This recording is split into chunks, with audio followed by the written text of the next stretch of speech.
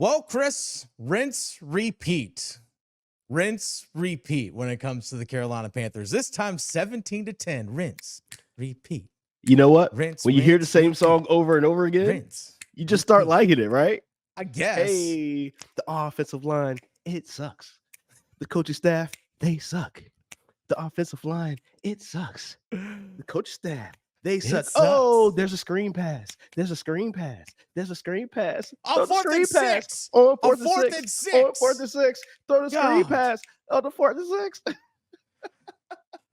Let's I get love this that song. Let's get this sucker started. The state of North Carolina covers 53,000 square miles. It is the habitat of the feared Carolina Panthers. Get dialed in, Panthers fans, for an in-depth look at your team, exclusive interviews, locker room insight. Let's huddle up for Panthers Playbook. Here are your hosts, Dennis Cox and Chris Lea. Welcome back to another episode of Panthers Playbook. That's Chris Lea, Dennis Cox here with you. All right, Chris clearly has this tune going in here on the. I was told I was a hater in the YouTube comments, so I'm trying not to be a hater. I love this song. I love screen passes on 4th and 6.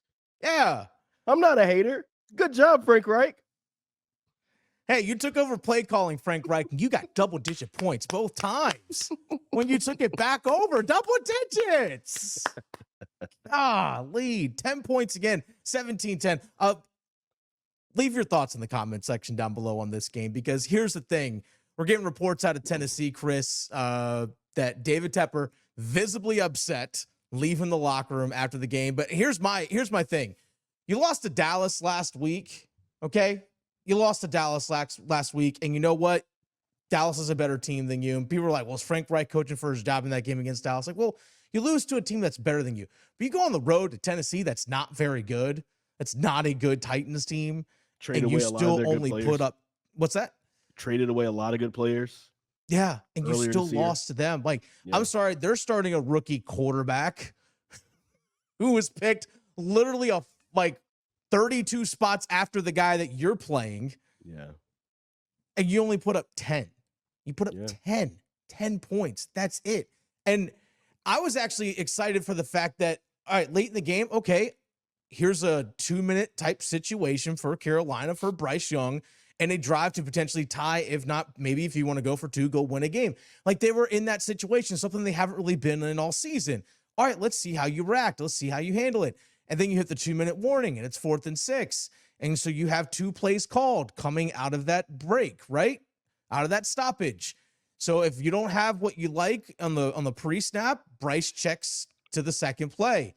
And your second play is a wide receiver screen. Why does it feel like when Frank Reich calls plays, every time there's an audible, it's a wide receiver screen? It's 4th and 6. Get the ball past the freaking sticks. It's not that hard.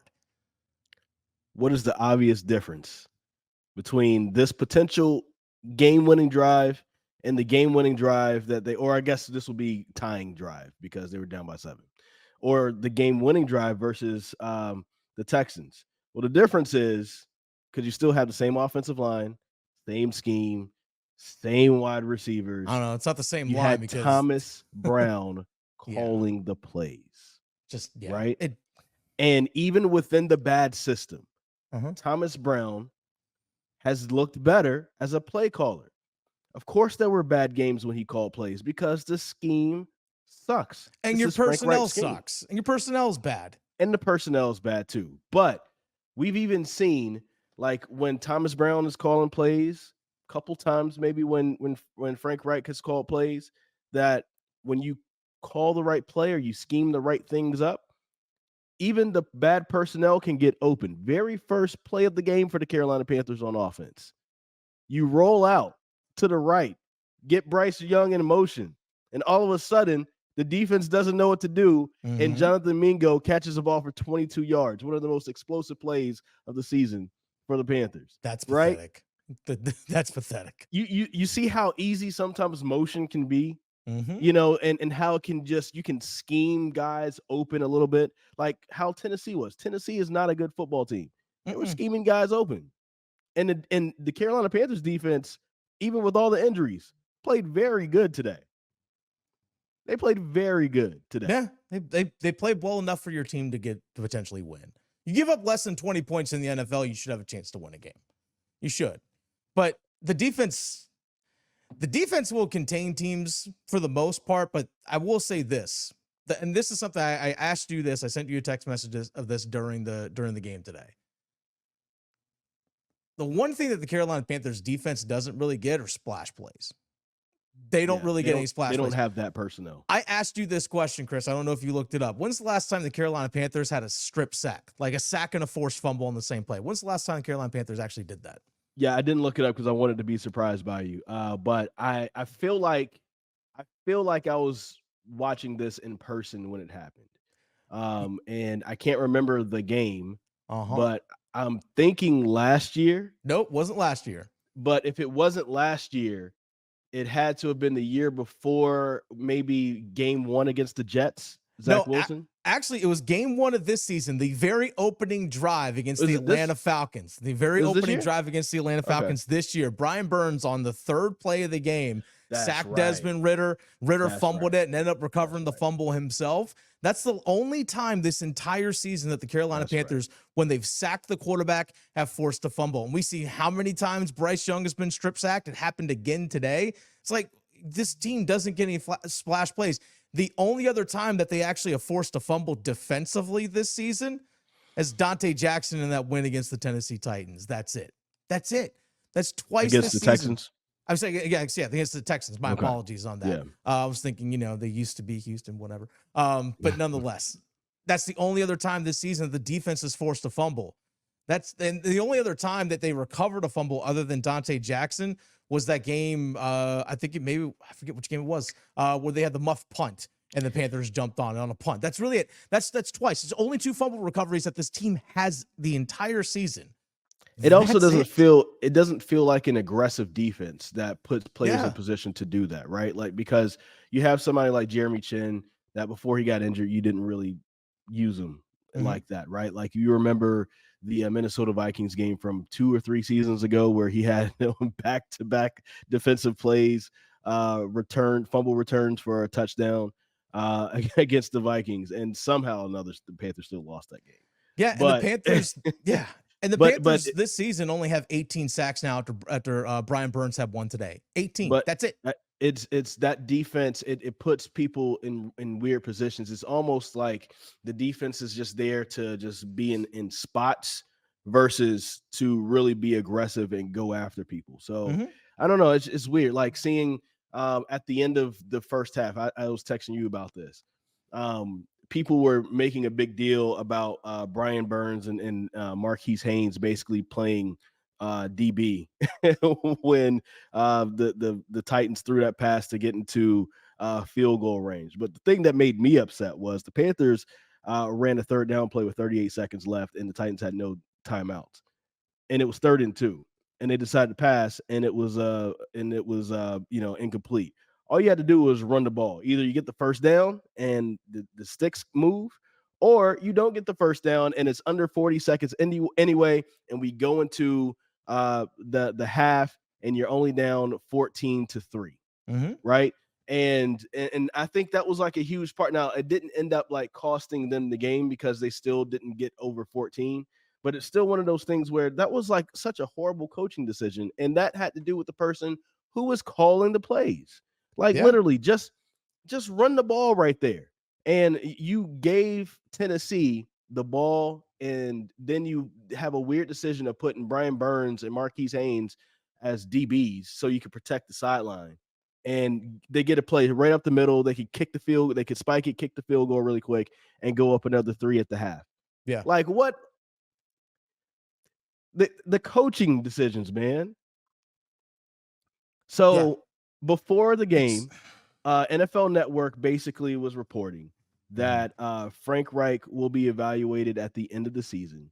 And part of the reasoning is so that basically Bryce Young can continue to develop. And I was talking about I said this last week.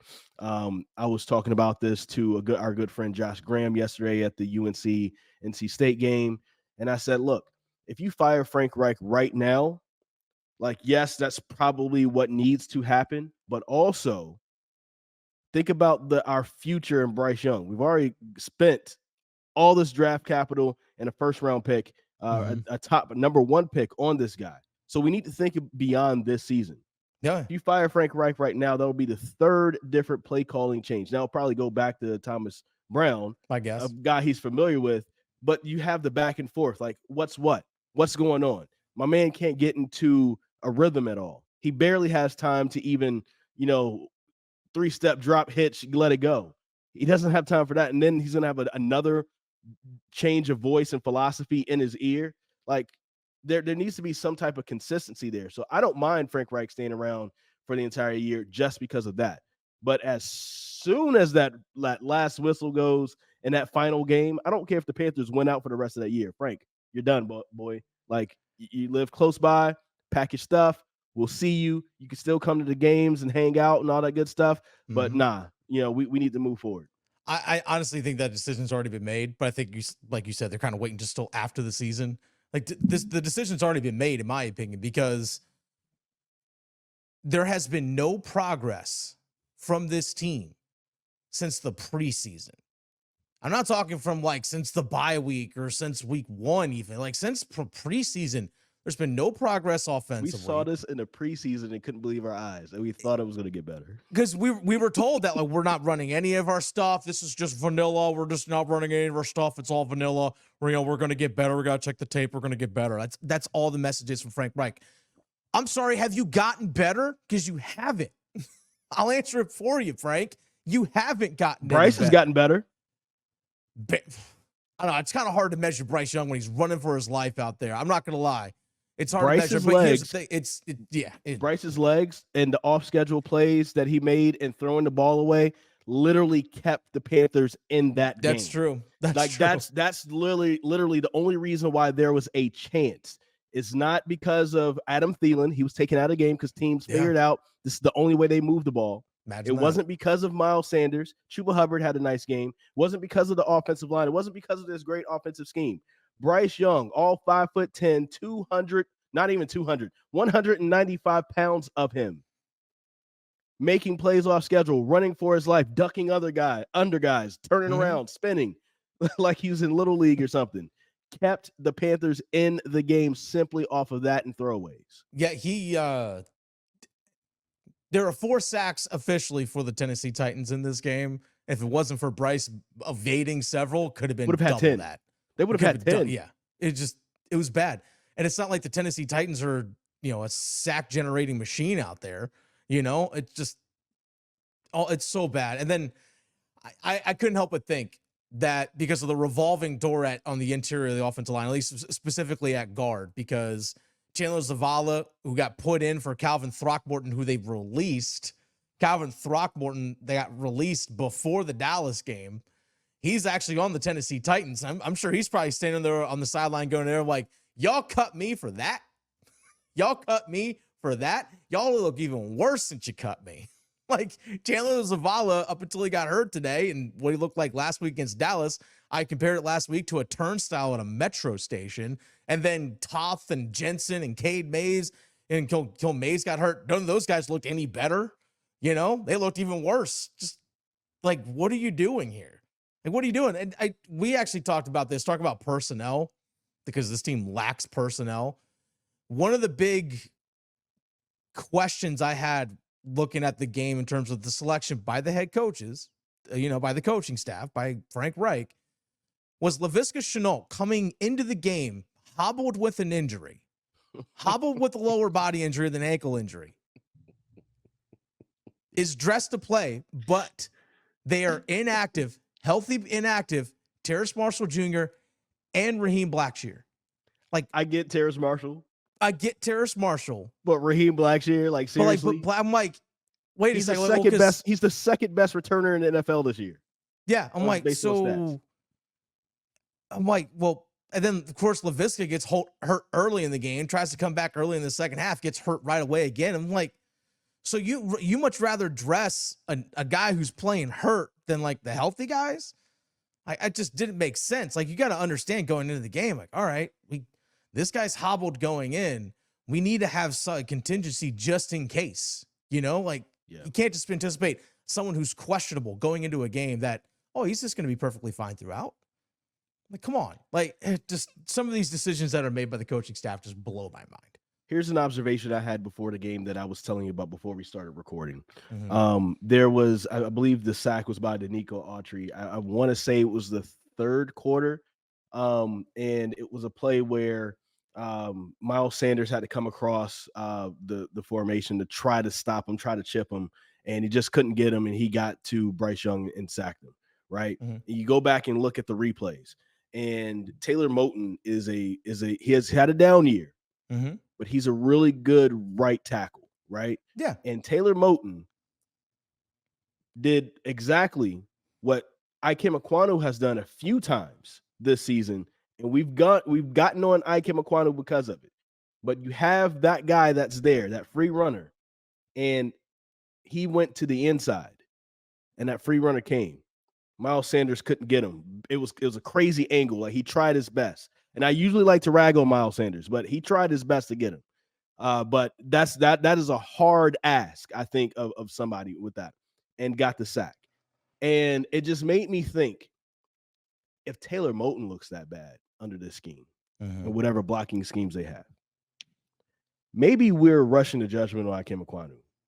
Now, Ikem has had some horrible plays, but also he's also probably being put in bad positions by the coaching staff.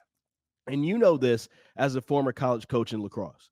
You also have to place your players in their best possible position to succeed. And if you don't do that, if you place them out of position, if they can't succeed based off of how you position them in the game, the things that you tell them to do, that is on you as a coach.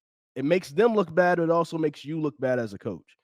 And if that's happening to Taylor Moton, and I know Taylor, there's no way. That is a smart guy. He was so smart. I believe he came out of Central Michigan or Eastern Michigan, one of those schools. Really smart guy. There's no way he made that mistake on his own. Oh, yeah. Here's the thing. We've seen the miscommunications between the offensive line and running backs at different points throughout this season.